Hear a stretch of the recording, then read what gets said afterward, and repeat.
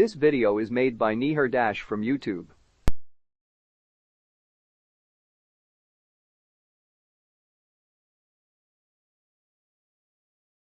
This video is made by Nihar Dash from YouTube.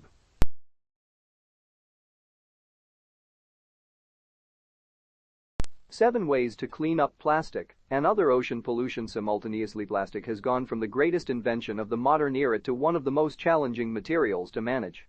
Each year, up to 13 million metric tons of plastic enter the ocean, the equivalent of one garbage truck of waste every minute.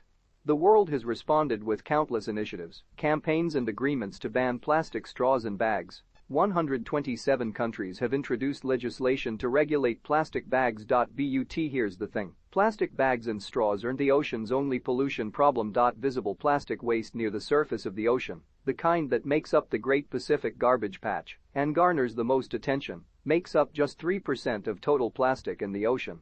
Plastic also sinks to the ocean floor, stays suspended in the water column, or gets deposited out of the ocean in remote places, making cleanup difficult. The UN Environment Programme estimated the global damage to marine environments from plastic pollution to be a minimum of $13 billion per year.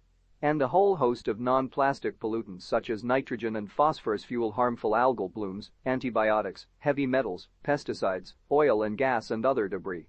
These pollutants enter the ocean directly, through rivers, stormwater or the wind.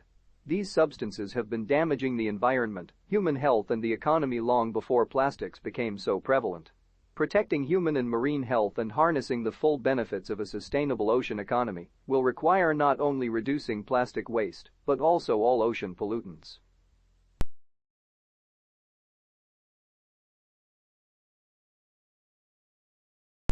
1. Improve wastewater management by developing and building sustainable wastewater infrastructure for the 3 billion people who lack access to controlled waste disposal facilities. Untreated wastewater contains a number of pollutants such as pathogens, plastics and chemicals. It can pose a severe risk to human and environmental health through toxic exposure, vector-borne diseases and eutrophication. 2. Improve stormwater management by implementing stormwater and storm drain filtration and river mouth trash collection. This can prevent waste such as macroplastics, littered items, microplastics, tire dust, and chemicals on roadways from flowing into rivers and eventually, the ocean.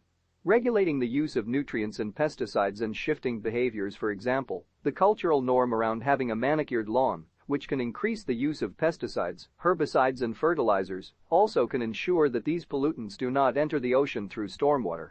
For example, a toxic algal bloom caused by nutrient pollution in the western Lake Erie Basin in 2011 disrupted water supplies for 400,000 people. 3. Adopt green chemistry practices and new materials. This includes banning hard-to-manage substances such as expanded polystyrene, commonly packaging material, limiting the use of chemicals of concern such as phthalates, and supporting materials research. Developing new materials that maintain the desirable performance characteristics of plastics, but not the problematic ones, such as true biodegradables, could prevent plastics from causing as much harm if they do enter the ocean. 4. Practice radical resource efficiency through plastic use reduction. This includes imposing fees on single-use plastics, encouraging voluntary industry standards to reduce fossil fuel-based plastics and shifting cultural norms around waste generation, consumption and reuse. For example, introducing carrier bag charges in the United Kingdom reduced the number of plastic bags used there by 80%, with 9 billion fewer plastic bags used since the legislation was introduced in 2015. 5. Recover and recycle the materials we use in both formal and informal sectors by implementing extended producer responsibility laws, providing incentives for waste segregation and recycling, strengthening markets for recycled plastics and implementing fishing for litter programs. Only 9% of all plastic discarded since 1950 has been recycled, while 12% has been incinerated, and the remaining 79% accumulated in landfills or the natural environment. 6. Implement coastal zone improvements by, for example, restricting open ocean aquaculture. Shifting to sustainable land-based aquaculture systems could reduce a number of pollutants associated with coastal aquaculture, such as plastic pollution from lost or discarded gear and untreated waste with high levels of nitrogen and phosphorus. Encouraging participation in adopt-to-beach programs and clean beach certifications such as Blue Flag and Project Aware can reduce litter on beaches and make people more aware of pollution. Build local systems for safe food and water by establishing drinking water treatment systems where needed and ensuring adequate drinking water standards. This solution not only can reduce pollutants entering the ocean from the reduction in single-use plastic bottles, but also help the 1 in 3 people worldwide who lack access to clean drinking water. Reducing pollution for a better ocean economy. These tactics can't be done on a small scale or by a single entity.